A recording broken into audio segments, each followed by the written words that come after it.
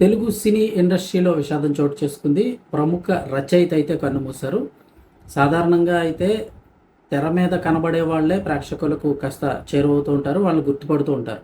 తెర వెనక పని చేసే వాళ్ళు ఎవరిని తక్కువ. ఎప్పుడైనా ఈ ప్రెస్ మీట్‌ల్లో వాటిల్లో కనపడడం తప్ప నేరుగా గుర్తుపడడం తక్కువ. ఇప్పుడు సోషల్ మీడియా వచ్చింది కాబట్టి కాస్త గుర్తుపడుతున్నారు. అయితే ఇప్పుడు చనిపోయినటువంటి ఈ రచయిత ఎవరైతే ఉన్నారో ఆయన సీనియర్ రచయిత. అలాగే కొన్ని సినిమాల్లో కూడా నటించడం వల్ల కాస్త ప్రేక్షకులైతే గుర్తుపడుతూ ఉంటారు.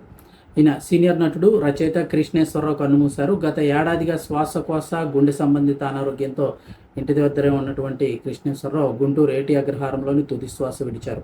నాటక రంగంలో పలు ప్రయోగాలకు నాంది పలికారు ఆయన. ఇక తెలుగు రాష్ట్రాల్లో ఎక్కడ నాటక పోటీలు జరిగినా ఆయన రాసిన, నటించిన నాటకాలు ప్రదర్శితమవుతుండేవి. ఆయన నాటకంలో పోటీలో ఉందంటే కనుక ఖచ్చితంగా దానికే అత్యధిక అవార్డులు కూడా వచ్చేవని చెప్తూ ఉన్నారు. అప్పట్లో సంపద, రోజు చస్తున్న మనిషి, పక్కింట్లో పుట్టింది ఇలాంటి చాలా నాటకాలు ఆయనకి మంచి పేరు ప్రఖ్యాతులు తెచ్చిపెట్టాయి. ఇక ఆయన నటుడే కాకుండా ఇలా రచయితే కాకుండా ఆర్ఎంపీగా కూడా పొన్నూరులో అయితే సేవలు చేశారని చెప్తున్నారు. ఆయన ఫస్ట్ ప్రచండ భారతం సినిమాతో వెండితెరకు పరిచయం అయ్యారు. ఆ సినిమాకు ఆయనే కథ అందించారు. ఆ తర్వాత మోహన్ బాబు, సీనియర్ నటుడు మోహన్ బాబు కోరిక మేరకు శ్రీరాములే జీవితాన్ని పరిశోధించి సినిమాటిక్గా మార్చారు.